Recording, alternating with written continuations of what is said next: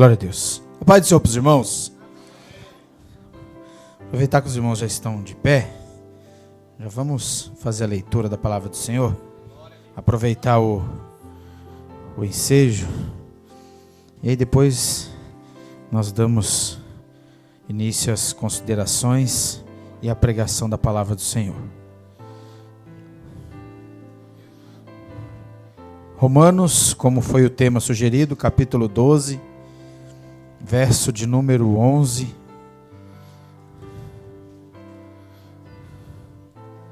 Romanos 12, 11. Graças a Deus por esta oportunidade que Deus nos concede.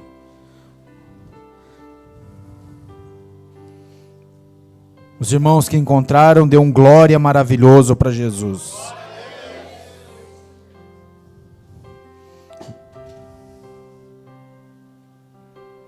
Verso 11. Não sejais vagarosos no cuidado, sede fervorosos no espírito, servindo ao Senhor. Verso 12. Alegrai-vos na esperança, sede pacientes na tribulação, perseverai na oração. Graças a Deus. Os irmãos podem assentar, glorificando, meditando, pedindo graça e misericórdia ao Senhor. Só não pode deixar de falar com o Papai do Céu, que é o mais importante nesta noite.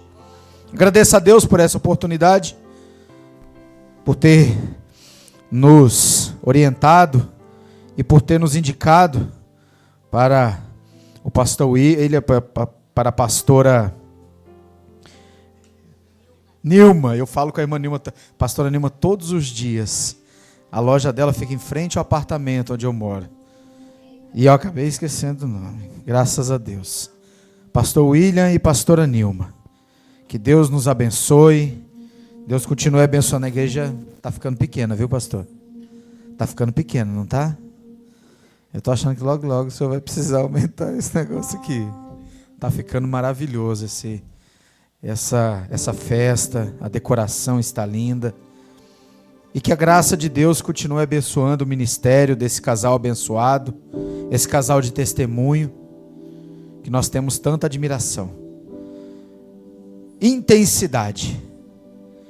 Intensidade é uma palavra que nos denota algo que se manifesta, que se apresenta, demonstra força, demonstra vigor e demonstra abundância. É aquilo que ultrapassa as medidas. É o conceito básico de intensidade. Intensidade, se formos analisar num conceito geral, é isso. Mas essa intensidade ao qual a palavra de Deus nos traz, essa orientação aqui nesta noite, está mostrando que um jovem, uma pessoa, um homem, uma mulher, um servo de Deus, tem que servir ao Senhor com intensidade. Intensidade na presença de Deus nada mais é e nada mais significa do que você servir a Deus com todo o seu coração, com toda a sua vida, com toda a sua dedicação e fazer aquilo que é agradável a Deus. Basicamente é isso. Fazer aquilo que agrada ao Senhor. Não adianta falarmos em intensidade de voz, não adianta falarmos em intensidade de obras, porque pelas obras nós não ganhamos o céu, pelo contrário.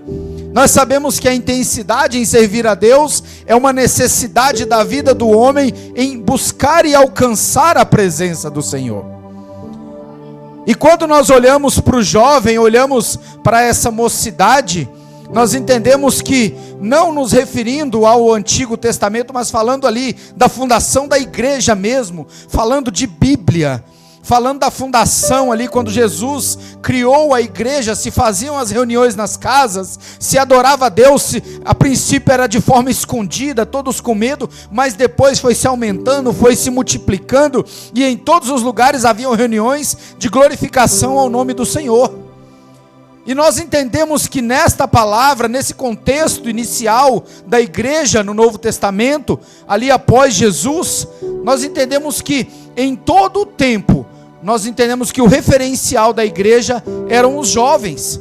Por que eu digo isso? Porque se nós analisarmos as próprias palavras de Cristo, e aí nós vamos para contexto histórico, só para nós analisarmos essa ideia que eu estou trazendo para os irmãos. Quando Jesus, ele vai e pede para Pedro tirar a moeda da boca do peixe e pagar o tributo, certo? Ele fala o quê? Paga por mim e por ti, certo? Ele fala para pagar pelos dois, correto? Só que Jesus não estava só ele e Pedro ali naquele momento. Todos estavam ali junto com Jesus. Por que que ele fala isso? Porque na tradição judaica, só quem pagava tributo eram os homens acima de 30 anos de idade. Então nós entendemos o quê? Que a maioria dos discípulos eram mais jovens, 22, 23, 24, podemos dizer que tinham menos 20, eram aprendizes de pescadores com os pais. Então nós entendemos que Jesus aproveitou desta mocidade que ainda existia na vida desses homens e os trouxe para serem pescadores de homens. Jesus sempre valorizou essa mocidade. Jesus sempre valorizou o vigor que essa mocidade tinha. E ele apresentou para esta mocidade um projeto, apresentou um propósito. E dentro deste propósito que Jesus apresenta, existe o quê? A intensidade do projeto. Existe a forma que acontecia. Jesus não chegava e explicava explicitamente o que acontecia. Pelo contrário, em algumas ou na maioria das vezes, Jesus os deixava com dúvidas. Mas Jesus em todas as vezes dava um direcionamento e dizia que tudo estava sob o controle do Pai. Então os jovens que acompanhavam Jesus e as mulheres que também acompanhavam Jesus eram jovens, eram pessoas de idade bem assim, razoável ali, eu não digo mais do que 25, 27 anos. E eu ainda julgo que tinha de 20, 19, 18, a gente pode trazer essa conjectura. A Bíblia não nos relata a idade específica deles. Mas por esta passagem bíblica nós podemos entender que havia algo de juventude ali no meio dos apóstolos. Eles eram bem jovens. Tanto que se nós vemos Jesus era todo o tempo fazendo o quê? Puxando a orelha deles. Era o tempo todo Jesus dando ali, ó, puxão de orelha e dando... Toda hora pegava para lá e para cá, eles brigando igual crianças, saber quem ia sentar à direita ou à esquerda de Jesus no reino, para saber que o que queria acontecer. Eles eram afobados, eles queriam a qualquer custo. Quando aparece o gadareno, se nós analisarmos o texto realmente, buscarmos as entrelinhas, quando aparece o endemoniado de Gadara, o que Jesus faz? Jesus pede para eles pararem, eles queriam ir para cima do endemoniado. Eles eram afoitos, eles eram jovens demais, eles eram apavorados. Então nós entendemos que Jesus sempre confiou na juventude. Jesus sempre confiou na mocidade. E aí quando nós trazemos essa ideia para cá e falamos sobre essa juventude, sobre essa mocidade, nós não podemos deixar de trazer para essa juventude, trazer para a igreja do Senhor, a responsabilidade que essa intensidade traz sobre a igreja. Quando nós recebemos o poder do Senhor Jesus para nós, para a igreja, porque os dons, o fruto, ele é para a igreja, ele nos é concedido e é para nós, nós podemos fazer a utilização desses dons através da graça do Senhor em benefício do reino de Deus, não em benefício próprio, mas nós podemos fazer o uso desses dons e Jesus nos traz uma carga de responsabilidade em cima disso. Ele nos traz uma visão de céu e de reino e nos mostra que tem que haver o quê? Tem que haver maturidade, tem que haver crescimento, tem que haver doutrina, tem que haver amor ao próximo, tem que haver a pregação do evangelho, tem que se doar pela palavra de Deus, tem que querer morrer pelo evangelho, tem que olhar para o teu próximo e falar para ele que Jesus pode salvá-lo e não somente guardar para si essa mensagem, que não é uma mensagem que salva nós mesmos, mas também pode salvar o teu próximo.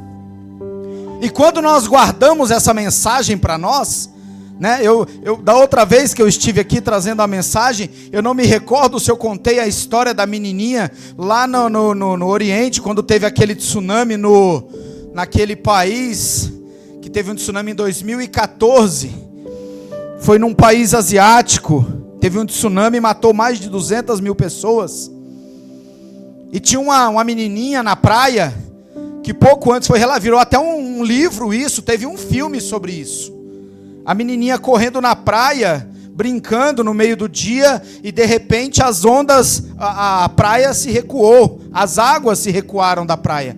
E ela aprendeu na escola, e nós também sabemos, que quando as águas das praias se recuam, é um tsunami, certo? Nós aprendemos isso na escola. E ela, pequenininha, por volta de seus 7, 8 anos, ela tinha acabado de aprender isso na escola. E aí, quando ela viu as águas se recuando, ela começou a gritar na praia. E ela gritando para todos fugirem, que havia um tsunami. Quem ouviu aquela menina se salvou, mas muitos morreram. E os relatos das mortes é de aproximadamente 200 mil pessoas morreram naquele tsunami. E se nós não passarmos esta mensagem adiante, se nós não multiplicarmos esta mensagem, não abraçarmos o nosso irmão que necessita ouvir a palavra de Deus, nós somos diferentes daquela menininha. Nós somos os piores inimigos. Aquela menininha, ela podia ter ficado calada. Aquela criança poderia ter saído correndo, pegado a sua família e ido embora. Não, mas ela começou a gritar. E nós seremos os maiores miseráveis deste mundo se não nos comportarmos como aquela menininha no dia da vinda do Senhor e começarmos a gritar agora e falarmos: ora vem Senhor Jesus, Ele está voltando, a igreja vai ser arrebatada, vai vir um período de grande tribulação e tormenta para o mundo, a igreja ela não vai passar por esse momento, então nós precisamos nos resguardar no Senhor, nós precisamos fugir desse momento de tribulação, todos vão morrer. Nós precisamos dar ouvido a essa palavra e precisamos multiplicar esta palavra. E quando nós falamos de intensidade, não é uma intensidade para benefício próprio. Quando nós falamos de intensidade, não é para que venhamos ter alguma coisa, crescer no reino de Deus, ser visto, ser lembrado. Não. Mas essa intensidade é para que realmente sejamos intensos, mas intensos, cheios do poder de Deus, cheios de alegria no Senhor, cheios do Espírito Santo de Deus, porque quando tivermos que anunciar o Evangelho, nós iremos dizer que nós não nos envergonhamos deste Evangelho. Porque quem se envergonha do Evangelho, o próprio Cristo diz que iria se envergonhar daquela pessoa diante de Deus. E nós entendemos que a igreja foi passando por várias situações decorrentes ao tempo, mas tivemos fatos históricos que acabaram com o ânimo da igreja. E aí eu vou falar para os irmãos vão olhar e falar assim: mas como? Parece meio loucura analisar dessa forma. Mas assim, é história, tá, meus irmãos? É contexto histórico.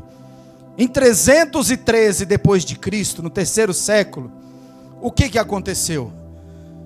Édito de Milão. Eu não sei se alguém já ouviu falar disso. Chama-se Édito de Milão. Um homem ao qual já ouviram falar, chamado Constantino. Era um imperador, um homem mau, um homem devasso, um pouco burro, porque a história fala que ele parecia uma porta, de tão ignorante que era. Só que ele fez o quê? Ele sabia que não podia contra a igreja do Senhor. O que ele fez? Ele foi lá e criou o Tratado de Milão, chama-se Édito de Milão. Esse Édito de Milão, o que ele fala? Que a partir daquele dia, a perseguição contra a igreja de Jesus Cristo cessaria. Correto? Rapaz, ali ele está balançando a cabeça, ele sabe. Acabou. A partir desse dia, se eu não me engano, foi dia 13 de junho de 313, 3º século. E aí, a partir daquele momento, acabou a perseguição à igreja. E ele ainda fez muito mais. Ele falou que a religião oficial de Roma seria o cristianismo.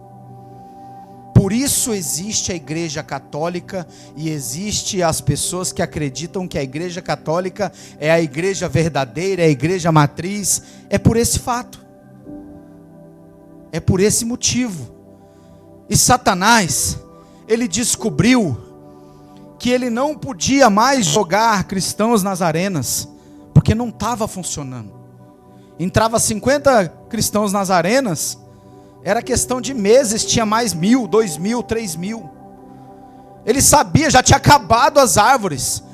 Eles tinham tirado tantas árvores da cidade, a cidade já estava toda escalpelada, não tinha mais árvores. Por quê? Cortaram-se tantas madeiras para crucificar e para fazer cristão de poste queimado no meio da cidade, que já não tinha mais árvore na cidade, a cidade estava seca de árvore. Ele falou, não adianta queimar, parece que queima, a cinza cai e cresce outro. O que ele fez? Satanás descobriu que em vez de combater, era melhor trazer para perto. E foi isso que ele fez. Colocou no coração de um homem devasso, para ele criar como religião oficial o cristianismo, uma falsa ideia de cristianismo, pegou as relíquias judaicas, trouxe para dentro do templo, criou-se um templo fantástico, maravilhoso, grandioso, para as 3, 4 mil pessoas, e a partir daquele momento, homens manipuladores, homens com batinas, sacerdotes, ignoravam o povo, virava de costa para o povo, e ficava olhando para uma imagem falsa de barro, e dizendo que aquele homem era o verdadeiro sacerdote. E Satanás descobriu que a partir daquele momento, a igreja estaria misturada, a igreja estaria contaminada, porque dentro daqueles homens e mulheres que pararam de serem perseguidos, também estavam pessoas más, pessoas de caráter duvidoso, pessoas de índoles más, pessoas que eram contra o cristianismo, mas estavam infiltrados no meio da igreja, no seio da igreja, para poder diminuir a fé, diminuir a pressão, diminuir o ânimo deles, distorcer a palavra dos pergaminhos, do contexto que era estudado. Então nós vemos que a partir daquele momento a igreja começou a perder o seu embalo. Aquele período de grande ascensão da igreja no primeiro e no segundo século, quando chegou nesse período, estagnou. É por isso que Deus criou uma outra estratégia. Deus não mandou somente um homem, como Deus fez com Paulo, faz as suas peregrinações pela Ásia e cria igrejas. Não, Ele agora mandou foi de muita gente, vai. E começou-se gente para todos os lados, foi gente para todos os continentes, começou a se abrir mais igrejas, a palavra de Deus começou a ser pregada de uma forma diferente, não era mais somente uma comissão, não era mais somente uma turma que ia para determinado local, mas era aquele que era chamado com intensidade, para pegar o seu irmão pelo braço aqui do lado, e falar assim, ele vai lá naquela igreja comigo, mas ele está precisando ainda conhecer a palavra do Senhor. E pregava, e falava. Não tinha mais perseguição, não tinha mais arena. O Coliseu já estava lá mofando, estacionado. Os animais já estavam sendo mortos, as feras. Não tinha mais por que ter feras. As espadas já não eram mais utilizadas. Os gladiadores deixaram de ter fama, porque não tinha mais cristãos para serem mortos pelos gladiadores. E aí começou-se a cair aquela tranquilidade. Os judeus começaram a entender que Jesus realmente era uma coisa de paz, de amor, de alegria. E eles começaram a se converter ao cristianismo. E muita coisa ruim começou a acontecer no meio deles. Eles desanimaram, a fé caiu. Eles pararam de ter esse ânimo, esse desejo em glorificar ao Senhor, porque estava se tornando algo político. Começou-se a criar o desejo pela doutrina da prosperidade que surgiu já naquela época, não é de agora não. Quem acha que a doutrina da prosperidade surgiu agora, está enganado. É muito antiga essa doutrina, porque ela foi criada pelo inimigo de nossas almas. Foi criada para que nós viéssemos desanimar. Mas não é para agora, para este século 20, 21, não. É lá atrás. Porque a igreja, ela vem crescendo, porque a palavra de Deus diz que contra as portas do inferno não prevalecerão contra a igreja. Mas ele vem tentando o tempo todo destruir a igreja. Mas nós sabemos que é pela graça e pelo nome santo do Senhor Jesus Cristo que a igreja vem crescendo, vem tendo ascensão, porque os jovens que estão sendo levantados, a palavra de Deus fala que é eles que correrão e não se fadigarão, é eles que voarão como águias, que subirão e terão força para pregar o evangelho nos dias atuais. Aproveite a sua mocidade, aproveite a sua intensidade, jovem. Aproveite aquilo que Deus está lhe dando. Aproveite que você teve a oportunidade de conhecer a Cristo novo, no berço, ainda bem jovem, ainda com a cara, só os penugem, nem barba, não tem direito. Você conheceu Jesus muito cedo. Aproveita este momento, porque Jesus tem preparado algo maravilhoso para estes jovens nos dias atuais. São estes jovens que estarão fazendo essa troca, porque está havendo uma troca. Tem uma geração mais antiga, de pastores, de homens de Deus, que estão indo embora, e a gente sabe disso.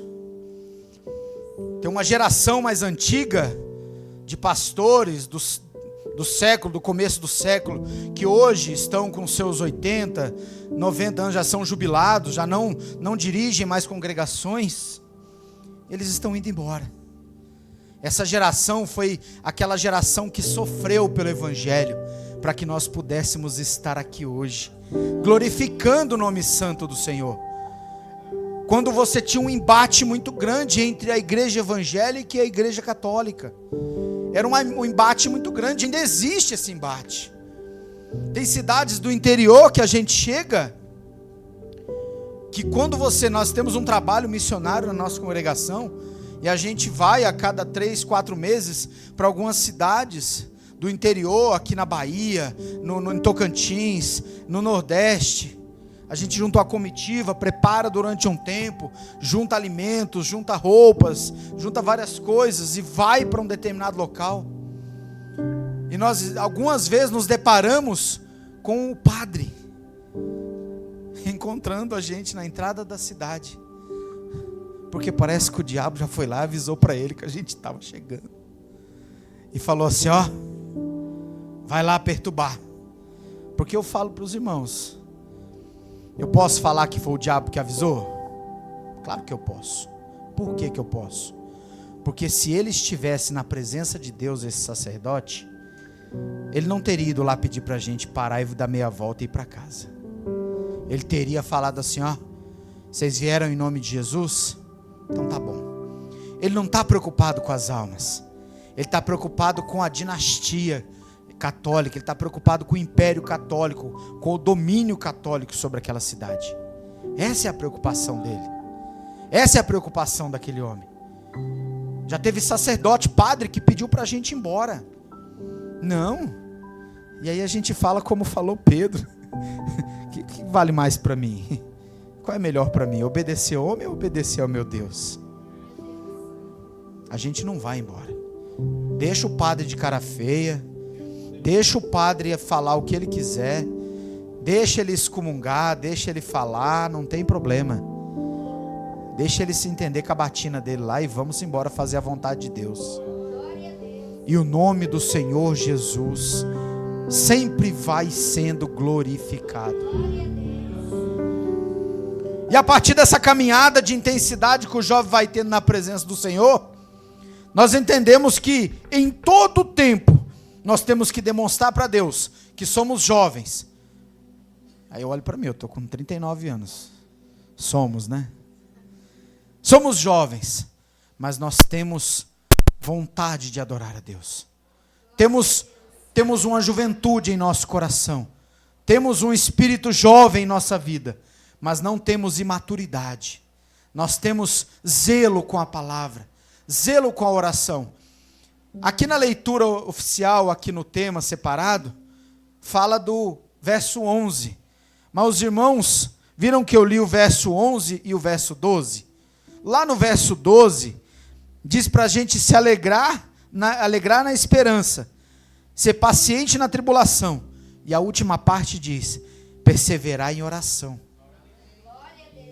o homem que não ora, o jovem que não ora. E eu fiquei ouvindo o testemunho da pastora Nilma falando sobre a oração do jovem, a dificuldade que é, e é verdade. Para o adulto que está ali há muito tempo na fé, igual o pastor William, já é cansativo, não é, pastor? Já é doído. Quando se tem um propósito, você passa lá mais de 1 hora no chão, de joelhos, você levanta todo arrebentado, você demora uns 2 minutos para conseguir levantar direitinho, vai se esticando, os nervos parece que já não está respondendo mais igual antes. E nós estamos fazendo um propósito de oração na nossa igreja, que é amanhecendo com Cristo. Esse amanhecendo com Cristo, a gente está levantando 1 hora, 30 minutos, depende de cada um, antes de ir trabalhar. Eu saio de casa 5h40 da manhã. Eu levanto às 5. E aí eu oro até às 5h30 da manhã. E aí depois é o tempo ali de um banhozinho rápido, tal, troca e vamos embora. Trabalhar. Amanhecendo com Cristo. Por quê? Porque não tem nada melhor do que amanhecer o seu dia já falando, adorando e glorificando o nosso Deus. Em Mateus capítulo 12, verso 37, nos diz: ame o Senhor.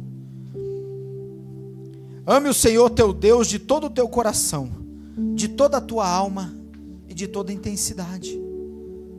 Nós temos que buscar ao Senhor em todo o tempo da nossa vida, porque o mundo lá fora, ele só quer destruir nossa vida. Ele quer acabar com o seu casamento, ele quer acabar com o seu trabalho, ele quer causar transtorno na sua vida, ele quer que você venha a ter doenças psicossomáticas. O mundo jaz do maligno.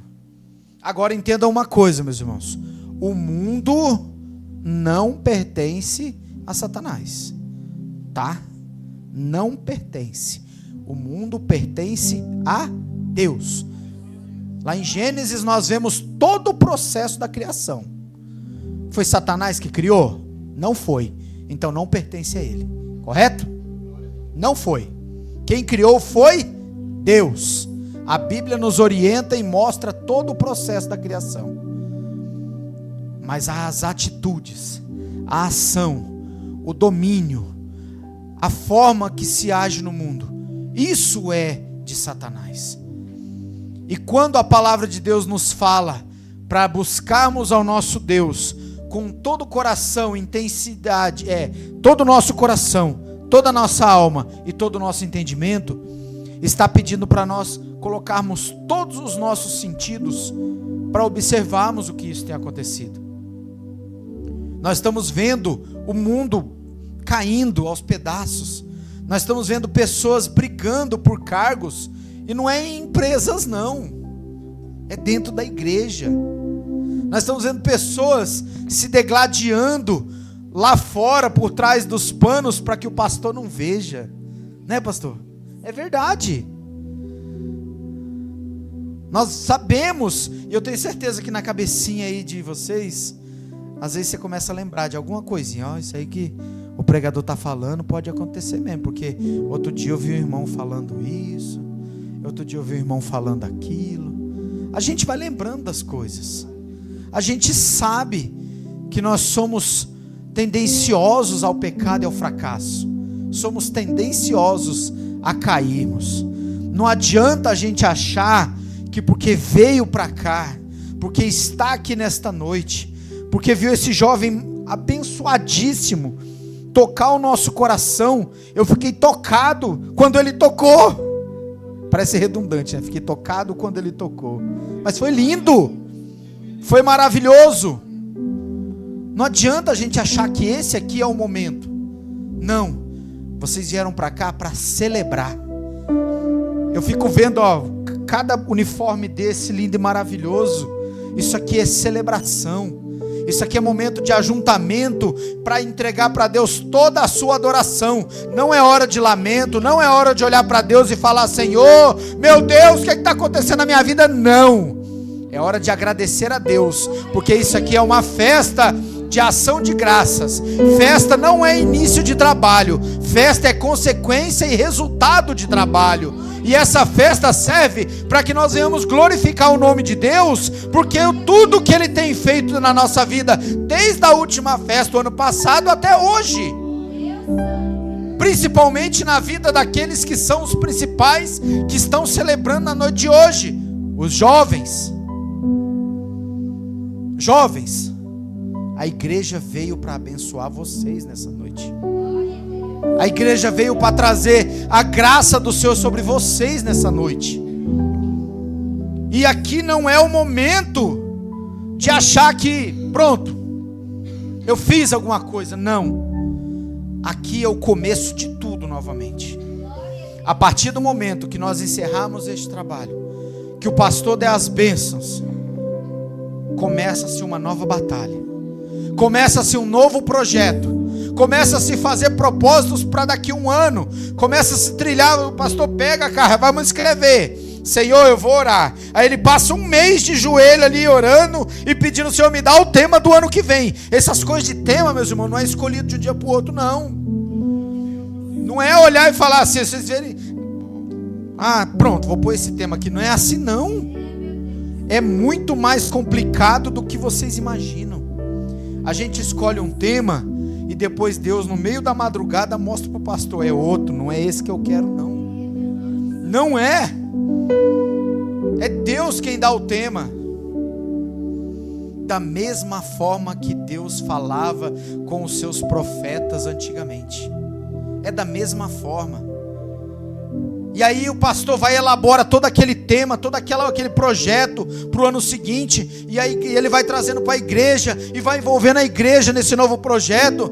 E aí o ano que vem o projeto sei lá, é raridade. Não é mais intensidade, agora é raridade, é outra coisa. E aí Deus vai mostrando todo esse projeto maravilhoso. Mas nós não podemos perder o fio, não podemos perder o caminho.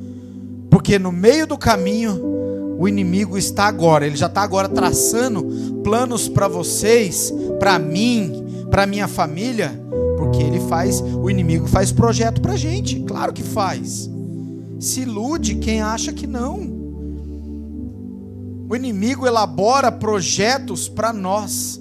Se ele foi diante de Deus falar mal de Jó, você acha que ele não vai falar para Deus que nós somos miseráveis, somos pecadores? Ele não vai lá nos acusar e falar: estava fazendo isso ontem, você acha que merece agora alguma coisa? É por isso que Jesus disse que ele era o nosso advogado, nosso representante diante de Deus, porque o inimigo nos acusa todos os dias.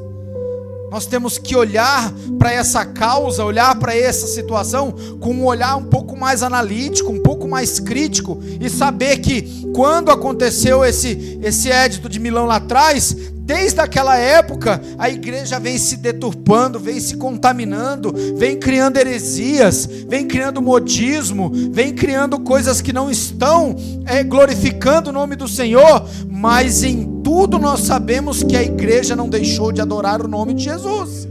A igreja não abandonou Jesus Cristo. Existem situações? Existem. Existem problemas? Existem. Existem situações em que pessoas podem perder a sua salvação? Existem. Mas nós sabemos que a igreja continua firme de pé, porque nós poderíamos estar lá no meio da rua. Aquela música daquela cantora que diz: eu poderia estar... Como é que é? Eu não sei cantar, não. Como é que é? Isso, vamos lá, continua. As mulheres aí com a voz mais bonita aí, vamos lá. Isso.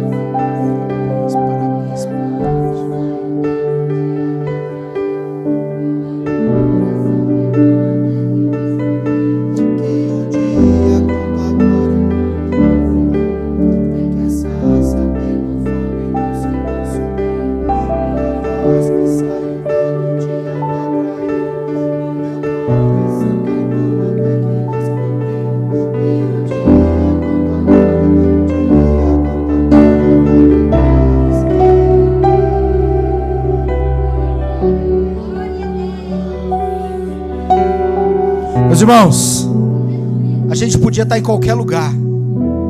É um sábado à noite. Está tendo uma festa no ministério que eu congrego. O Erenilde congregava comigo.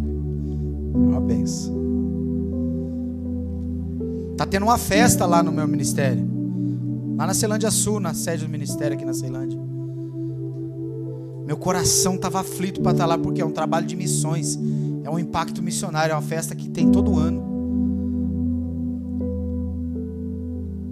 Só que o importante é que a gente está junto aqui, glorificando o nome do Senhor. A gente podia estar lá fora. Quem aqui joga bola? Levanta a mão. O senhor joga bola, o senhor é jovem. O senhor joga bola, não joga? Quem aqui já esteve aqui dentro da igreja olhando para aquele society lá? Olha que visão linda, olha as faixinhas mais escuras, mais claras. É lindo aquele society, ele é bem cuidado, né? Joga não, parar. Olha, a gente podia estar em qualquer outro lugar. A gente podia estar fazendo qualquer outra coisa.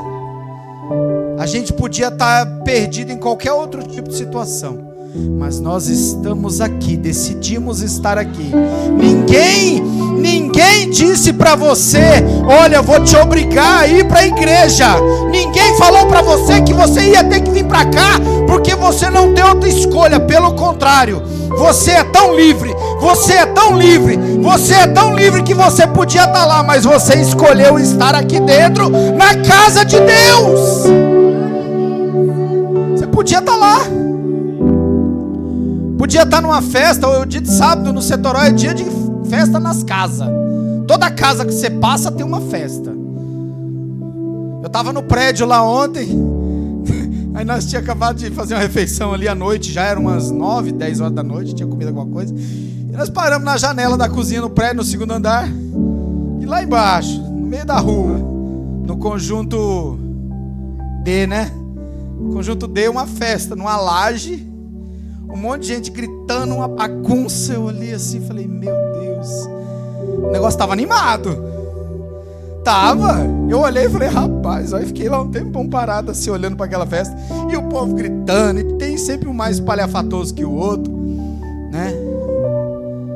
A gente podia estar fazendo qualquer coisa. Tem gente aqui dentro dessa igreja que está aqui, que deixou alguém às vezes em casa. Porque nem sempre você vem para a casa de Deus com a sua família completa. Eu agradeço a meu Deus pela generosidade que o Senhor teve da minha vida e compaixão, que eu tenho minha família comigo. Eu tenho minha esposa do meu lado, a gente se converteu no mesmo dia, na mesma hora, e estamos de mãos dadas desde o início. Nos casamos na igreja católica, aí na Bom Jesus, até aqui nessa igreja do Setoró mesmo. Nos casamos aqui. Quem fez meu casamento foi aquele padre que era bem conhecido aqui na época, era Padre Erivan, que acho que até faleceu já, não foi? Não, eu acho que ele estava lá no INCRA, acho que ele faleceu. Era uma pessoa muito conhecida aqui no Setoró, aquele padre. Ele que fez meu casamento. A gente tinha uma amizade muito grande. Mas o Senhor me atraiu. O Senhor olhou para mim e falou assim: eu tenho um propósito para a vida dele. Meus irmãos, vocês não estão aqui dentro desse templo de graça, tá? Não estão aqui de graça, tá bom? Tem um preço. Trabalhar para o Senhor tem um preço. E trabalhar para o Senhor é a melhor coisa que tem. Porque você vai para o mundo trabalhar, o teu patrão uma hora te demite. Aqui não. Aqui você pode sair do emprego, se você achar que está demais para você. Mas a hora que você olhar para o papai e falar assim: ó, meu patrão, me aceita de volta, ele está o tempo todo com os braços abertos assim para você, ó. Porque a representação dos braços abertos na cruz não é uma simbologia simples. É uma simbologia de que Cristo está o tempo todo de braços abertos para todos. Há uma graça que vem na posição vertical, que desce, e depois ele faz aquele gesto dos braços na posição horizontal, mostrando toda a sua cobertura. É o mundo todo, é para todos.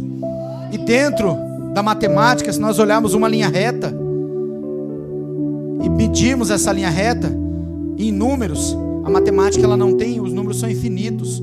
Então Jesus faz essa cobertura de maneira infinita, é para todo mundo, é de graça. Só que tem um grande problema. Eu estava até pregando outro dia lá dentro da minha casa para minha família, e falando, qual é o mais difícil? O período da lei ou o período da graça? Aí minha esposa olhou para mim e ficou olhando e falou assim, aí lá vem, viu? Aí a minha filha olhou e falou, é claro que é o tempo da lei que é mais difícil. Eu falei, claro que não. O tempo da lei era muito mais fácil. Sabe por quê? Ah, mas como assim? Estamos no tempo da graça. O tempo da graça é muito melhor, porque é graça.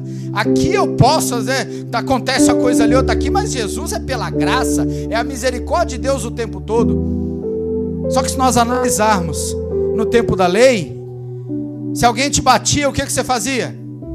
Você abria a mão e revidava, dava no meio da lata dele. Se alguém te devia e morria, o que você fazia? Tomava o filho dele por escravo, certo? Se alguém viesse e te roubasse, o que você podia fazer com ele? Você podia cortar a mão, você podia até matar, dependendo do tipo de roubo. Você podia ir lá e fazer o mesmo com ele. Nossa, que delícia! Devolver o que fizeram de mal para mim. Agora, no tempo da graça, Jesus disse o quê? Se tu tomar um tapa aqui, vai ter que dar o outro lado para bater. Se você levar o calote, você vai perdoar. Se você for roubado, não tem problema. Fala pro ladrão se arrepender e perdoa ele. Se alguém falar mal de você, a gente às vezes não consegue fazer isso. Mas não é isso que Jesus fala? Certo? Jesus fala isso? Claro que fala. Jesus olha para nós e fala assim, se alguém te ferir, você olha para ele, fala para ele que você o ama na minha pessoa, e aí você diz para ele que ele está perdoado. Ele recebe o seu perdão, porque aquele que perdoa tem que perdoar quantas vezes mais? Olha para ver como é que é o negócio. Agora fala para mim, qual que é o pior? É a graça ou é a lei? É a graça. A graça é mais difícil de ser realizada. É muito complicado pela graça você se dispor a fazer alguma coisa desse tipo. A graça nos faz fazermos coisas que nós não temos condições na nossa condição humana, material e física de fazer. Porque nós somos carne, nós somos tendenciosos a revidar quando somos agredidos. Nós temos o nosso lado id, o nosso lado ignorante, o nosso lado animal, ele fala alto. Esse nosso lobo, que muitas vezes é alimentado muito mais, que é o mal, ele faz, nós temos vontade de fazer de volta. Me fez isso, vou fazer de volta. Me fez isso, vou devolver. Nós não vamos entrar em pormenores aqui e falar acerca de quem tenta contra a tua vida e você às vezes se protege, e acontece muito isso nos dias atuais. As pessoas tentam contra a vida das outras em assalto, e quem morre é o bandido, por exemplo. É outra história. Nós não vamos entrar nesse mérito, porque Jesus, quando nos instruiu aqui, ele não usou nenhum outro exemplo, ele usou ele falou dele. Então nós temos aí o exemplo da pessoa de Jesus para falar acerca de tudo isso que nós estamos trazendo aqui nessa noite. Porque se nós queremos realmente ter uma vida de intensidade, uma vida de magnitude, uma vida voltada para aquilo que se demonstra com força, que se demonstra com vigor, com abundância, aquilo que é dinâmico, aquilo que tem poder. A palavra dinamismo quer dizer isso. A palavra dínamos, ela deriva do grego. Dínamos é a mesma coisa de dinamite, tá? Bum. A palavra dínamos representa isso. A derivação de dinamismo dentro do contexto é essa. É explosão, é força. Realmente é apresentar essa intensidade que nós estamos estudando, avaliando, recebendo do Senhor nessa noite. Mas aí nós nos aproximamos do Senhor cada vez mais através dessa nossa caminhada. nós nos aproximamos de Deus, e Deus vai revelando a sua graça para quem se aproxima dele. Quem se afasta de Deus não consegue entender a graça, não consegue entender que você precisa, mesmo sendo ofendido, você tem que ficar quieto, e quem vai se prejudicar e se apresentar diante de Deus e prestar conta é aquele que te ofendeu, não é você, certo? Só que tem um detalhe importante: quanto mais você se aproxima do Senhor, quanto mais você ora, como fiz a leitura do verso de número 12, na terceira parte que fala acerca da oração, quanto mais você se aproxima de Deus, mais fica difícil o negócio, porque você vai sendo abençoado, mas você também vai sendo colocado à prova todos os dias, porque Deus, Ele precisa que você seja tratado. Existem várias referências dentro da palavra de Deus que nos mostra que nós somos o vaso de barro. Nós somos aquele vaso que muitas vezes é imperfeito, mas nós temos o poder da graça, o azeite do Espírito em nós, mas nós não deixamos de ser barro.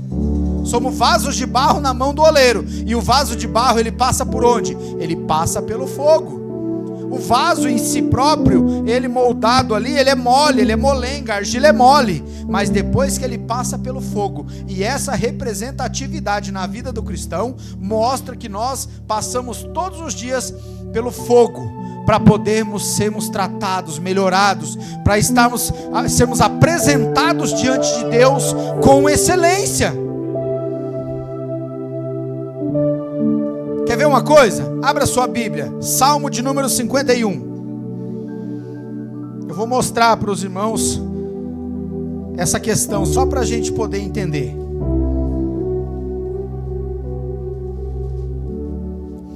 Salmo de número 51. Aí vem o pecador, certo? Verso 1. Vem o pecador falar com Deus: tem misericórdia de mim, ó Deus, segundo a tua benignidade. Apaga as minhas transgressões, segundo a multidão das tuas misericórdias. É o pecador se aproximando de Deus e falando para o Pai: Senhor, ó, sou falho, sou miserável, as minhas mãos estão sujas, mas tem misericórdia de mim, porque segundo a tua benignidade, apaga, Deus, as minhas transgressões. Somente Deus tem poder de apagar os nossos pecados. E ele continua, no verso 2: lava-me completamente da minha iniquidade, purifica-me do meu pecado. Sermos lavados, remidos, purificados, vestes brancas, diante de Deus estarmos santificados, porque a palavra de Deus fala que sem a paz e a santificação ninguém verá o Senhor. E aí no verso 3: porque eu conheço as minhas transgressões e o meu pecado está diante de mim, sempre diante de mim. É reconhecimento.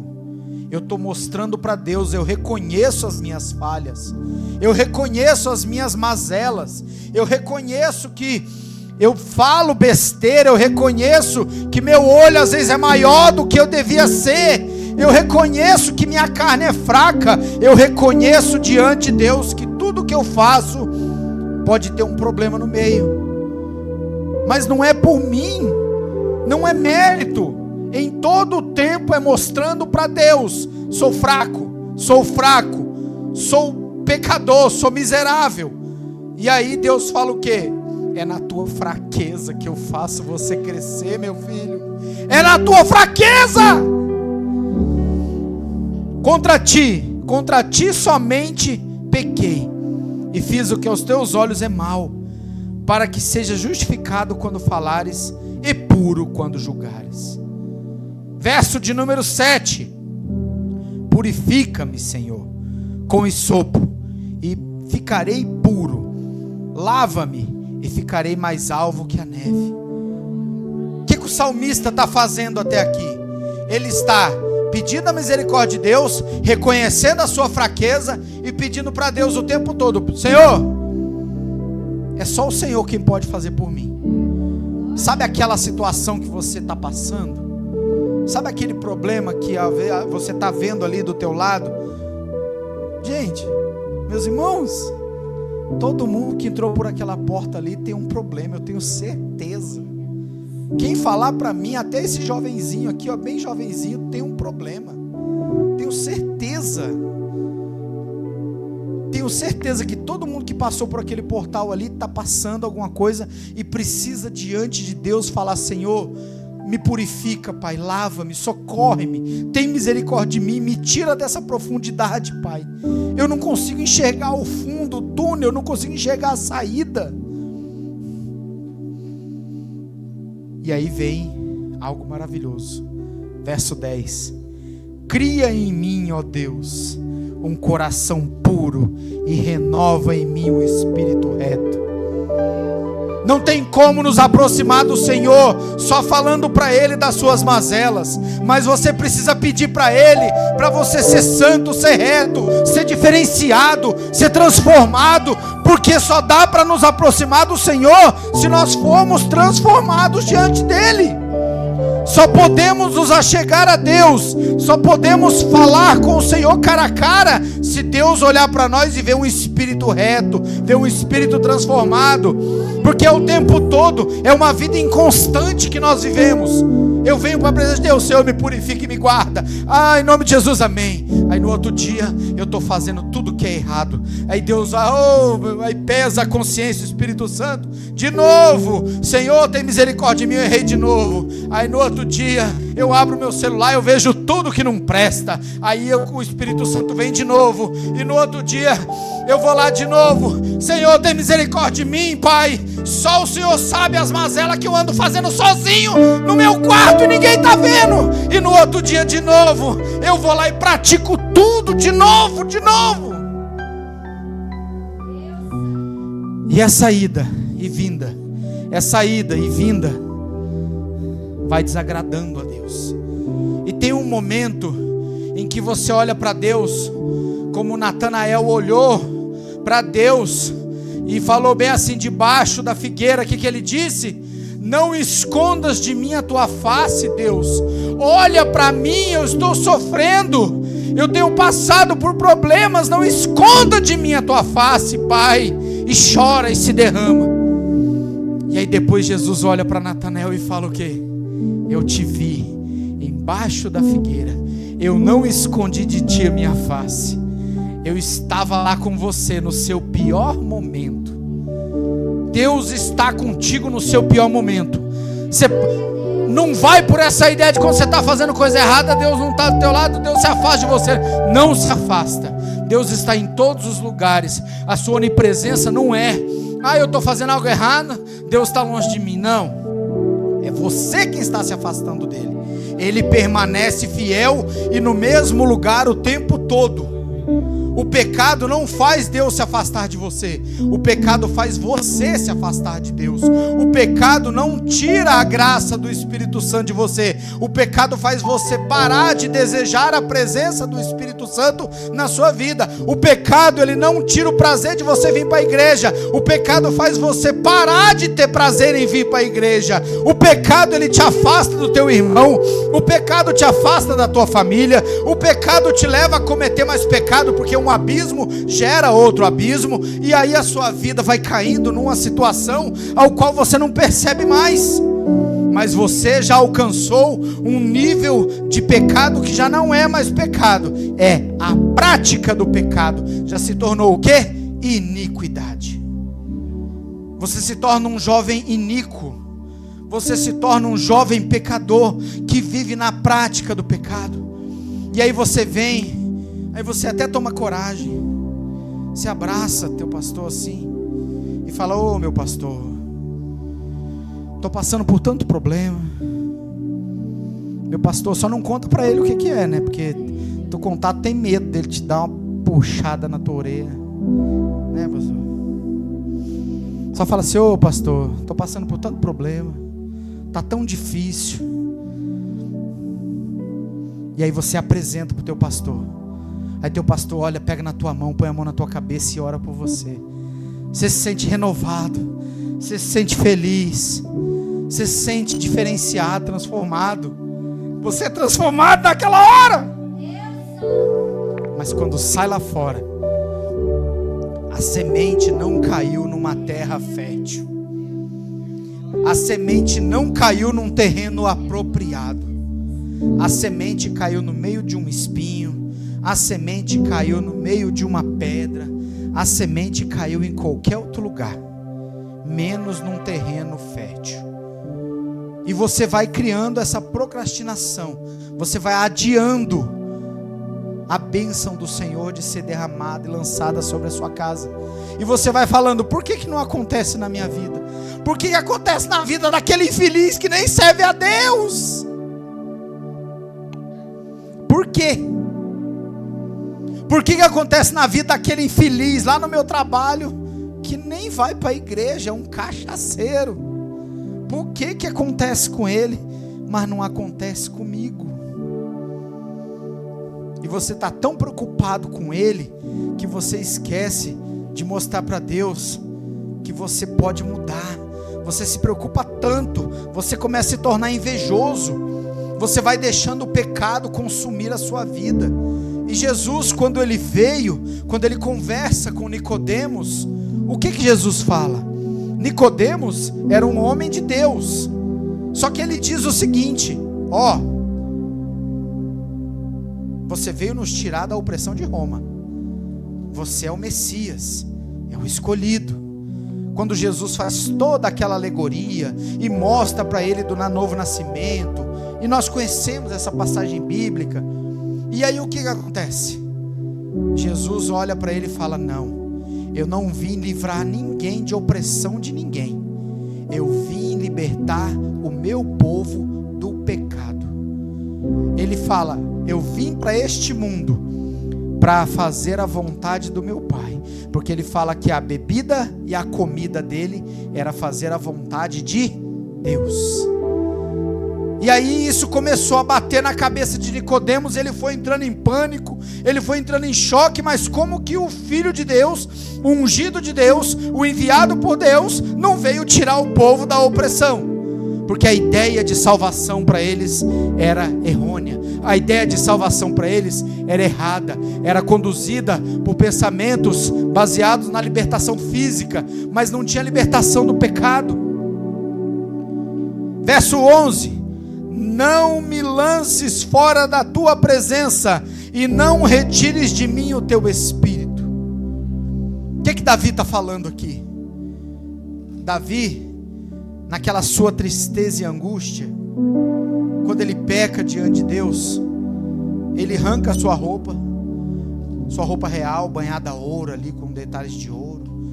Ele arranca o sapato maravilhoso, ele arranca o seu cinturão, ele arranca tudo. Ele arranca a coroa, joga no chão. Davi faz tudo. Ele olha para Deus e fala: Pai, retira de mim até o reino, retira de mim até esse trono, porque foi o Senhor que me deu. Eu sei que eu pequei contra ti e contra o céu, mas não retira de mim o teu espírito. Ele fala para Deus, porque o mais importante na vida da gente é Deus não retirar de nós a presença dele.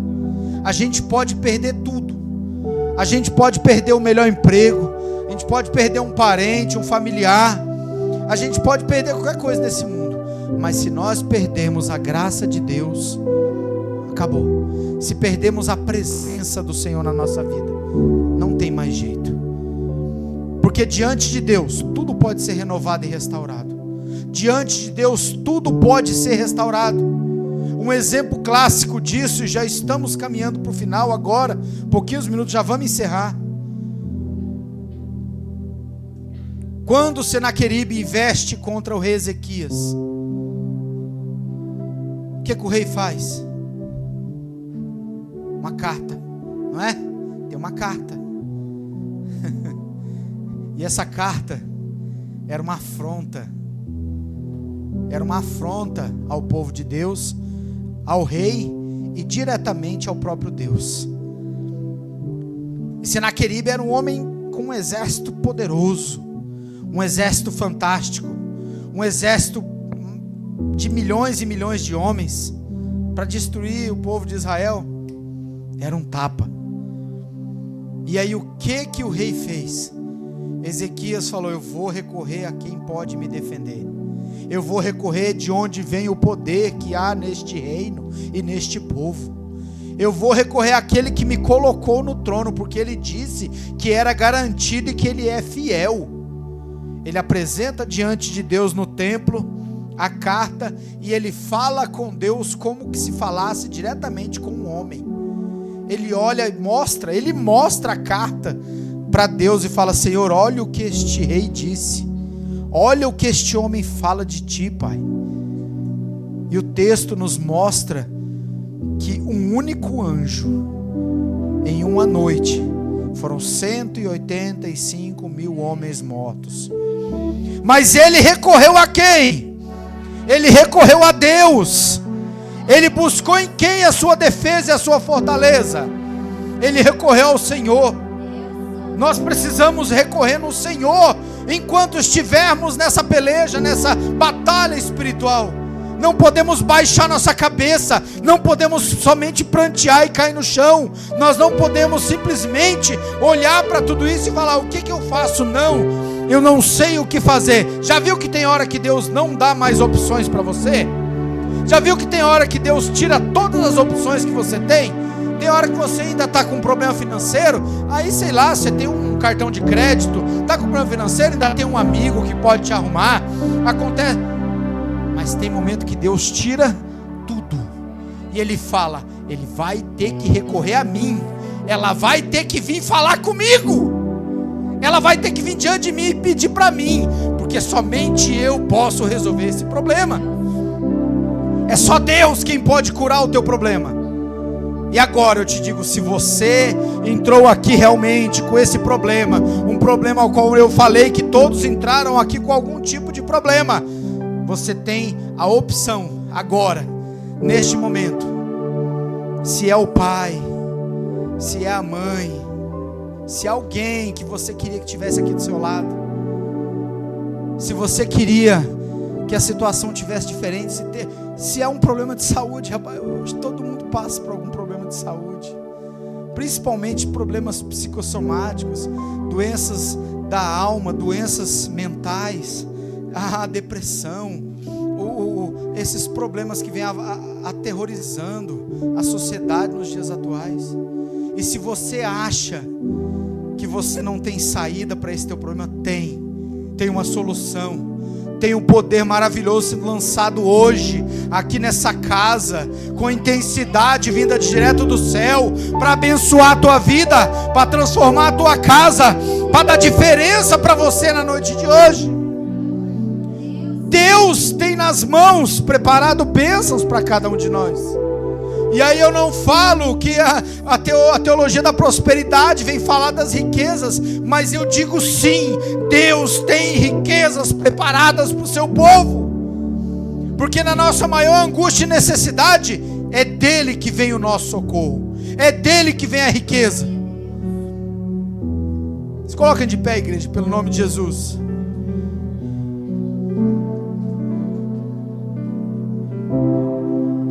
Cadê o grupo de louvor? Pode louvar, se quiserem vamos louvar. Se quiser, prepara aí rapidinho, os irmãos podem louvar. Ele vai louvar? Amém. Meus irmãos, não saia daqui desta casa sem pedir para Deus. Faça ali, ó. Faça ali como naquele momento, como Jacó, ele batalhando ali, pedindo, ele querendo buscar no Senhor. Não era só a bênção que ele queria, não. Ele queria ser transformado, porque logo em seguida Deus olhou para ele e falou assim: não é mais Jacó, a partir de agora é Israel. Não é mais Jacó. Aquilo que não vem de Deus, Deus se encarrega de transformar. Veio como Abrão, Deus falou: não, vai ser Abraão. Aí veio Jacó, Deus falou: não vai ser Jacó, vai ser Israel. Depois veio quem? Veio Isaac. Mas quem deu o nome de Isaac? Foi Deus. Não, então vai ficar Isaac, porque foi eu que dei o nome. Então nós precisamos entender que aquilo que Deus não colocou na tua vida, Ele vai transformar, e Ele vai transformar isso agora. É em nome de Jesus que vai ser transformado na sua vida. E eu não estou lançando essa palavra para você, para te emocionar. Se não quiser emocionar, não emociona.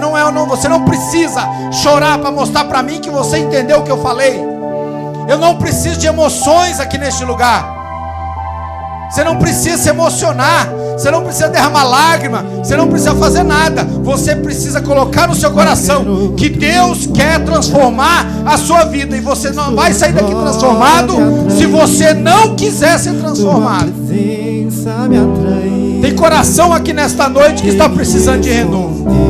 Tem corações que estão duros. Tem corações que estão precisando de um refrigério aqui nesta noite. Oh, glória a Deus.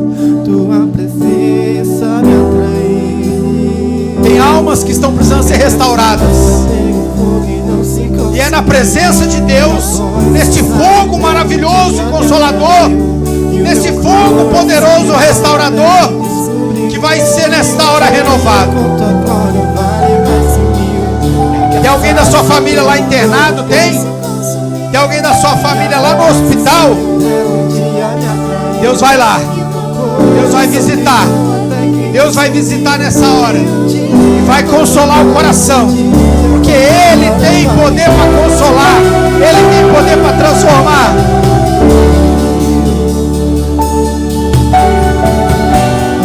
Você não sabe mais o que fazer? Você não sabe para onde recorrer? Oh, glória! Aleluia! Você já recorreu a tudo. Tudo. Você já recorreu a tudo que você podia. Mas você percebeu que nada adiantou. É porque Deus quer que você recorra a Ele. É a Deus. E nós vamos orar daqui a pouco. E vamos glorificar a Deus. Pedir que o Espírito Santo de Deus venha sobre esta casa, venha transformar vidas e corações aqui nesta noite, pelo santo e poderoso nome de Jesus Cristo. Vidas sendo transformadas com intensidade na presença do Senhor. Deixe de lado todo tipo de sentimento alheio. Pense somente em Jesus. Coloque agora de lado a vergonha que você pode estar sentindo de entregar para o Senhor. Se tem alguma coisa te estressando, alguma coisa te fazendo passar raiva, e você agora está lembrando disso, coloca de lado e comece a falar com Deus.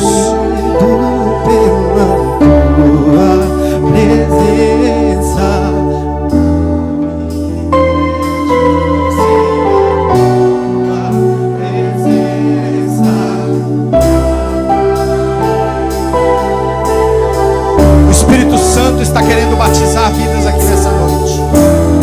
O Espírito Santo está querendo transformar corações aqui nessa noite. Entrega para Deus nessa hora. Meu Deus!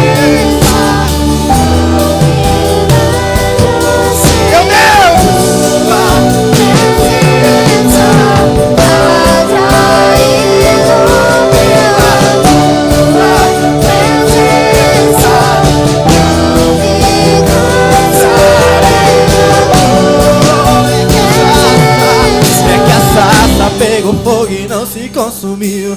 E a voz que saiu dela um dia me atraiu. E o meu coração queimou até que descobriu que um dia com amor não vale mais seguiu. É cansaço pelo mundo e não se consumiu. E a voz que saiu dela um dia me atraiu. E o meu coração queimou até que descobriu que um dia com amor não vale mais seguiu.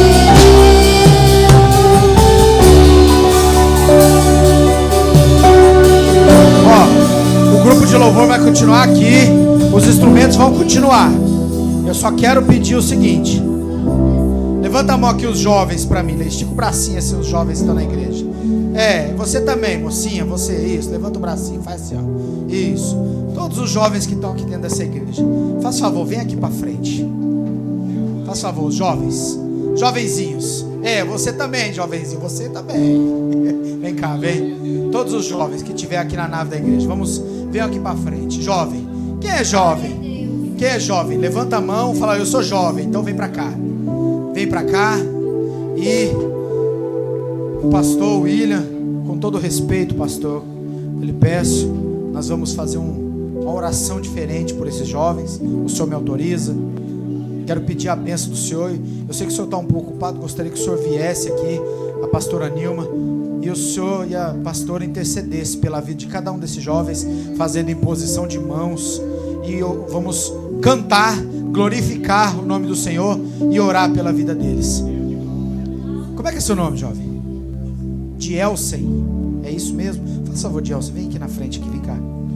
Dielsen, eu estava parado ali em um determinado momento, trazendo a mensagem, e eu olhei para você, e o Senhor me mostrou que você está passando uma preocupação muito grande. Eu não vou falar o que é, porque esse negócio de ficar falando o que é, e se Deus não falou, eu não vou falar. Eu não vou ficar inventando coisa. Eu não preciso disso. Deus não quer que eu faça isso, senão Ele tinha me mostrado. Mas a preocupação que o Espírito Santo me mostrou é nítida no seu rosto, porque o seu espírito está pondo para fora essa preocupação. Você está extremamente preocupado, você está aflito, e eu ainda digo mais, você olhou e disse assim, se eu não resolver isso até segunda-feira, o negócio vai ficar esquisito. Eu não sei se é dessa forma, eu estou enganado, é dessa forma? Deus me mostrou dessa forma. Se esse negócio não se resolver até segunda-feira, vai ficar ruim.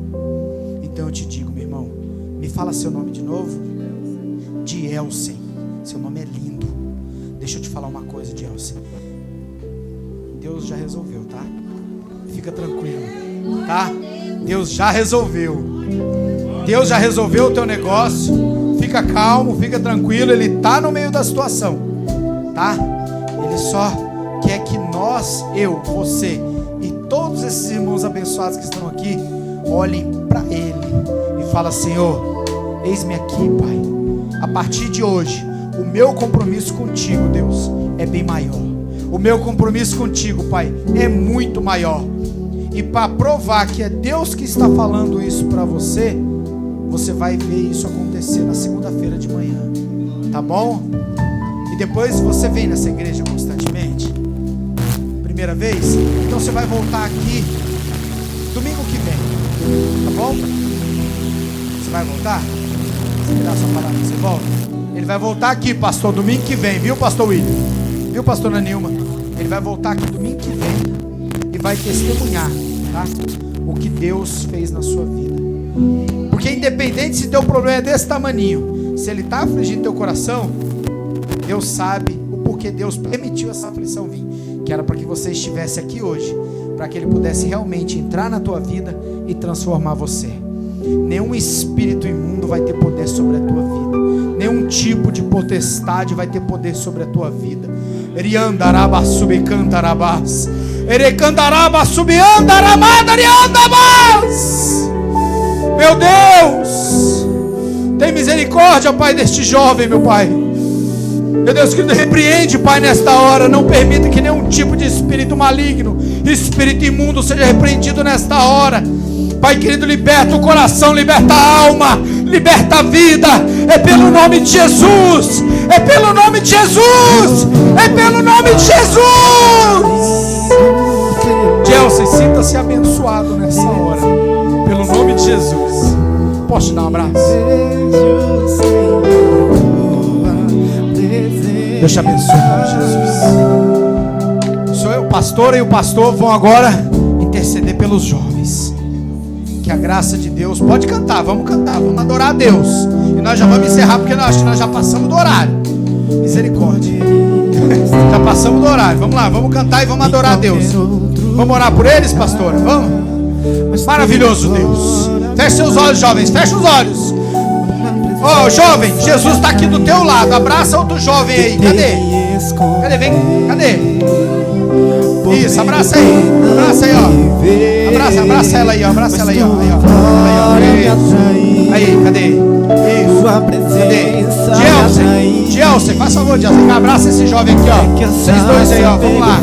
Isso, vamos glorificar o Senhor e pedir para Deus entrar na nossa causa. Ser jovem não é fácil, ser jovem é difícil. O mundo quer nos levar, mas o poder do Senhor vai entrar aqui nesta casa, nesse momento, no coração de cada um e fazer mudança, fazer transformação, fazer a sua glória ser espalhada, fazer mudança de vida, batizar com o Espírito Santo, transbordar, fazer maravilhas, fazer a vontade de Deus. Poderoso Pai, em nome de Jesus, nessa hora, Senhor, entra na vida deles, que eles possam ser cheios, que eles possam ser transformados. Pai, abençoe eles nessa hora, tem misericórdia, Senhor, entra na causa, Senhor. Nós sabemos que é tão difícil, Pai, para eles, Pai, serem jovens, passar por essa fase de indecisão. Abençoa eles nessa hora, meu Deus, pelo santo e poderoso nome do nosso Senhor Jesus Cristo. Abençoa eles, ó Pai, de maneira poderosa. Cada um desses jovens, ó Pai, abençoados, que eles sejam lavados no sangue do Cordeiro, no sangue de Jesus Cristo. Lava-os nessa hora, meu Pai, em nome de Jesus. É na tua presença, Pai, é na presença de Jesus, é na presença de Jesus, é pela tua presença, Pai, que nós estamos aqui nesta noite. Meus irmãos, está difícil terminar, mas o Espírito Santo nos orientou que nesta noite barreiras estão caindo. O Espírito Santo nos orienta que vidas estão sendo salvas nesta noite. O Espírito Santo nos orienta, aleluia,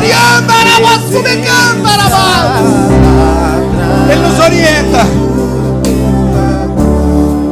que laços de morte estão sendo quebrados.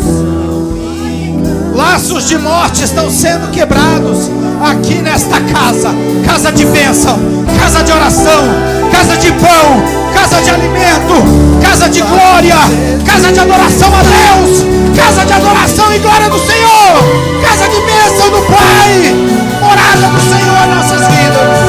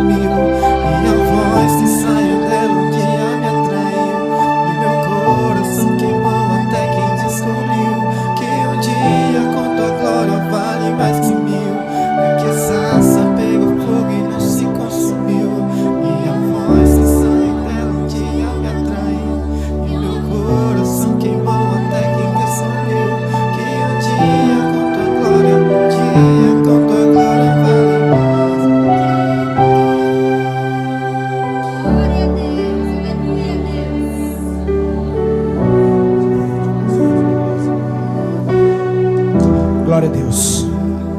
Que Deus nos abençoe em nome de Jesus.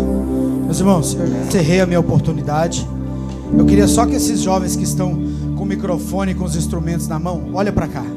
Todos vocês, olha para cá. Já foi falado aqui antes, bem no comecinho eu me lembro. E eu vou repetir. Tem uma investida muito grande de Satanás contra aqueles que louvam na casa do Senhor. Principalmente, foi o Senhor que falou. Foi o Senhor. Principalmente jovens, aqueles que são ensinados desde o berço. O inimigo, ele odeia jovem que não está no mundo usando narguilé. Ele odeia jovem que não está no mundo fazendo, engravidando, roubando, que não está no mundo praticando iniquidades, tentando contra a vida. Satanás odeia esses jovens.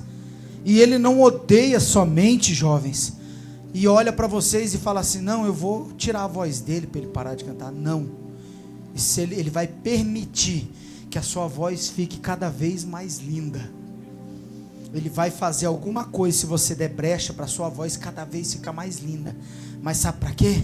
Para você ir pro Raul Gil cantar, para você ir pro funk, para você ir pro mundo, para você virar um cantor sertanejo, para você perder, porque a maioria, 80% dos cantores da atualidade saíram de dentro das igrejas. 80% dos cantores, se você pegar eles, fala assim: ah, eu cantava na igreja, eu me decepcionei, aí foi pro mundo. Decepcionou nada, deu brecha para Satanás. Então vocês são escolhidos de Deus, os levitas que eram separados para cuidar do louvor e da adornação do templo, da cinza ali do candelabro, de acender as velas. Só vocês podiam fazer essa limpeza, só vocês poderiam fazer toda essa adornação, só vocês podiam tocar os instrumentos sagrados escolhidos por Deus. Então vocês são escolhidos por Deus, tá? Irmão, você não toca bateria porque você é bonito, não. Você toca bateria porque Deus te deu um dom maravilhoso. Aproveite ele, tá? Aproveite ele. Não deixa o pagode. É porque às vezes acontece. Às vezes você abre o celular e vai ouvir uma música do Senhor, só que antes vem uma música do mundo. Vem uma música mundana, vem um pagode, vem um funk, vem um tchu-tchá ali, ó. Aí você não se aguenta, você vai ouvir. Então não deixe isso entrar na sua mente, porque o inimigo vai usar você. Ele quer, ele não vai, mas ele quer usar vocês para vocês estarem aqui com o microfone na mão, escondendo o seu pastor, e lá no mundo fazendo tudo o que Satanás deseja que vocês façam. E isso, glórias a Deus, aleluia, Senhor. E isso está repreendido em nome de Jesus. Deus nos abençoe, meus irmãos. Amém.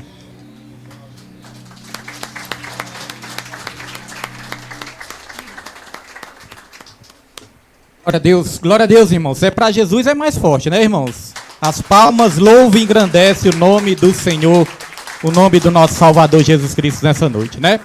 Já vamos estar encerrando nessa noite. Nossas considerações finais, não vou me demorar, né, irmãos? Porque Deus, ele já fez uma obra maravilhosa nessa noite. Só nos resta agradecer. Agradecer a presença de cada um que está aqui nessa noite. São muitas pessoas, né? Então, o agradecimento vai no geral para todo mundo. Que Deus abençoe a vida de cada um. Saiba que você não veio aqui por acaso. Foi Deus que te trouxe aqui para fazer essa obra maravilhosa na sua vida. Agradecer o pastor, né? O presbítero Daniel. Que Deus abençoe cada vez mais toda a família. Agradecer o grupo de louvor Vilarinho, Arca da Aliança, o grupo de louvor do Ministério. Me falhou o nome, irmão Jesus. Oi? Juviadec. É porque é um nome meio difícil mesmo, né? Mas que Deus abençoe grandemente, viu? Presença de Deus muito forte através da vida dos irmãos também.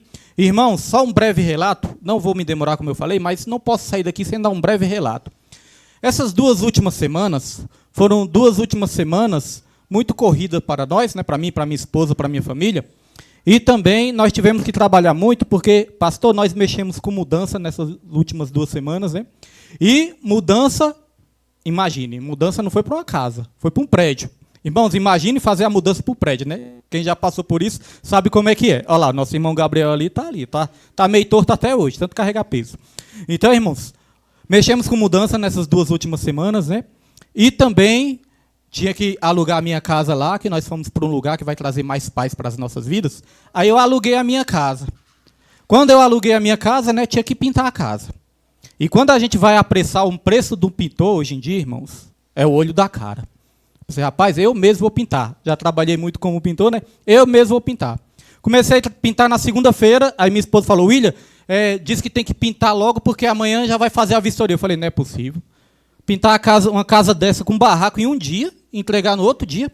Mas aí, irmãos, tive que me esforçar, né? Aí o esforço foi redobrado. E aí, meus irmãos, foi cansando, né? Foi fadigando. Eu estava vendo o pastor falando aqui do testemunho da oração dele. E eu também, pastor, tenho esse hábito, né? Eu acordo 10 para 5, né? Aí já começo a orar ali. Quando é 5h20, eu entrego o meu momento com Deus ali, minha oração, né? Vou me arrumar e vou para o meu trabalho. Tem as orações que a gente faz também antes de dormir. Tem nossos momentos com Deus, né, irmãos? Mas essas 2 semanas, eu posso dizer que foi muita intensidade. Mas foi intensidade para as conquistas dessa terra. Foi algo de Deus para as nossas vidas, foi um sonho de Deus para as nossas vidas também, mas foi algo dessa terra, né, irmãos? Algo que vai ficar aqui quando a gente for. Aí Deus colocou algo no meu coração. Essa mesma intensidade que nós temos quando nós queremos realizar um sonho, nós temos que ter essa mesma intensidade, irmãos. Não somente para querer, né, uma morada nessa terra. Nós temos que querer essa intensidade também, porque nós temos que desejar, ansiar pela nossa morada nos céus, irmãos. E às vezes nós não temos o mesmo esforço, né, a mesma intensidade. Ninguém é salvo por esforço. Mas eu creio que é com esforços. Orar, jejuar, né, se dedicar. Então, neste momento tão cansativo, que foi cansativo para nós, irmãos, eu vou dizer, hoje nós estamos aqui pela graça do Senhor, né, mas nós fomos renovados nessa noite. Mas aí, aonde que eu quero chegar? É nessas horas que eu agradeço pela vida dos jovens. Porque os jovens aceitaram esse projeto, aceitaram esse desafio, aceitaram de tomar a frente desse segundo culto de jovens, e dessa vez foi diferente. Porque eles escolheram o tema foi Deus que deu para eles. Eles escolheram também o louvor, né? O louvor tema também foi Deus que deu para eles também. E eles dirigiram o culto, né? Do começo ao fim. E eles dirigiram tão bem que eu pensei, acho que eu vou botar para dirigir todo o culto agora.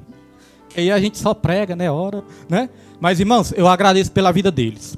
E a gente tem um certo cuidado, né? Em elogiar os jovens, mas a gente ama muito. A gente tem um certo cuidado em elogio, porque às vezes, né, a pessoa tem que saber receber o elogio para não deixar o elogio, né, entrar ali no coração como algo ali que vai trazer soberba, como vai trazer orgulho, né? Não pode encher o ego. Porque, irmãos, existe dois tipos de crentes. Existe aquele crente que quer ser visto pelos homens e existe aquele crente que quer olhar para Jesus, irmãos. Que quer enxergar o nosso Deus. Como João Batista, importa que eu diminua para que ele cresça. E eu oro para que esses jovens sejam esses tipos de crentes, irmãos. Os crentes que não estão aqui apenas para aparecer para o homem, mas os crentes que querem olhar para Jesus, enxergar Jesus, irmãos. E eu creio que Deus está levantando essa nova geração, não somente para tomar de conta de um culto de louvor, de um grupo de louvor, mas para tomar de conta da igreja do nosso Senhor Jesus Cristo. Mas tem que ser santo.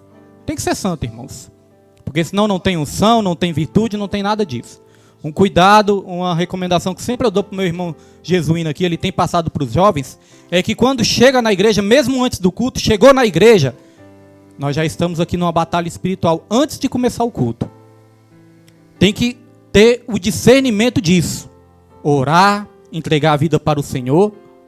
Questão de mexer em celular, mexer em rede social, mexer em coisas que não é espiritual, irmãos, isso não é de Deus. E muitas vezes a gente recomenda aos jovens pensar, tá pegando no pé. Não é pegando no pé, irmãos. A gente sabe o perigo disso. Certa vez, pastor, estava uma jovem, essa jovem tocava também no grupo de louvor. Essa jovem tinha acabado de tocar, tinha acabado de se apresentar, foi para o seu lugar, aí minha esposa, foi você que ia pregar, né, irmão? Ou foi o pastor Fernando? Foi você, né? Aí minha esposa ia pregar. Na hora que minha esposa pegou o microfone para pregar, essa jovem virou as costas e foi lá para fora bater papo. Na mesma hora, essa jovem, do mesmo jeito que ela saiu da igreja, ela voltou. Voltou gritando de dor, irmão. Gritando de dor. Me ajuda, tá doendo. Na mesma hora, nós tivemos o discernimento. Ela pegou uma seta. Por quê? Porque virou as costas no momento que tem que ter reverência, irmãos. Não é o homem, é a palavra de Deus. Então, todas as recomendações que eu tenho passado para o nosso irmão jesuíno, graças a Deus o irmão jesuíno tem tido sabedoria e também mansidão, humildade, como ele tem, né? De passar para os outros jovens também. Mas saiba que são sabedoria, irmãos. Essa sabedoria que vem é do alto, não é do homem, é do alto. Amém, meus irmãos? Então nós já vamos encerrar nessa noite, agradecer a todos, que Deus abençoe. Quer dar algum aviso, alguma coisa?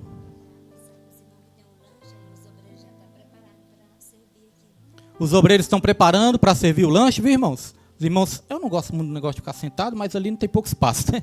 Então os irmãos esperem no seu lugar aí, que os irmãos vão servir o lanche aí.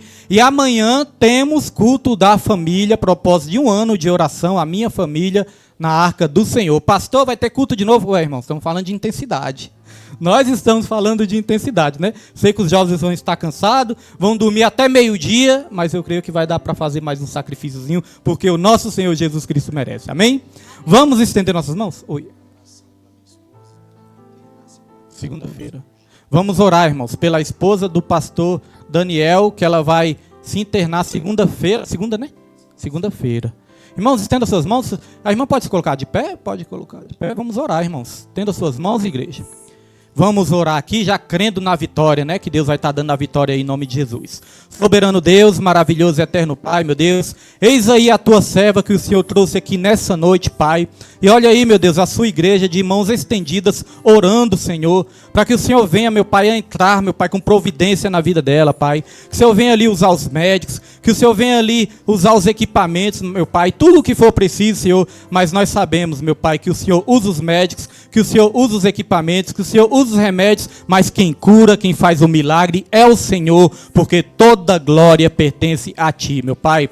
A sua palavra fala que quando 2 ou mais concordarem aqui nessa terra será feito, meu Deus. Então a sua igreja está aqui em concordância, abençoando e já crendo na vitória, crendo que vai correr tudo bem. E ela vai estar dando testemunho para a honra e para a glória do seu nome. Assim nós cremos e agradecemos em nome de Jesus. Amém. E graças a Deus. Amém, irmãos? Glória a Deus. Estenda suas mãos, vamos receber as bênçãos apostólicas nessa noite. Que a graça do nosso Senhor e Salvador Jesus Cristo, o amor de Deus e a comunhão do Espírito Santo sejam com todos, não somente hoje, mas para todos sempre, que todos digam. Amém. Quero agradecer também cada irmão que ajudou aqui a arrumar a igreja, né? Deixar a igreja bem bonitinha, os irmãos que ajudaram aí no financeiro, que ajudaram com a mão de obra, que ajudaram com a oração. Que Deus abençoe a vida de todos em nome de Jesus. E a vitória é nossa. Se Deus é por nós,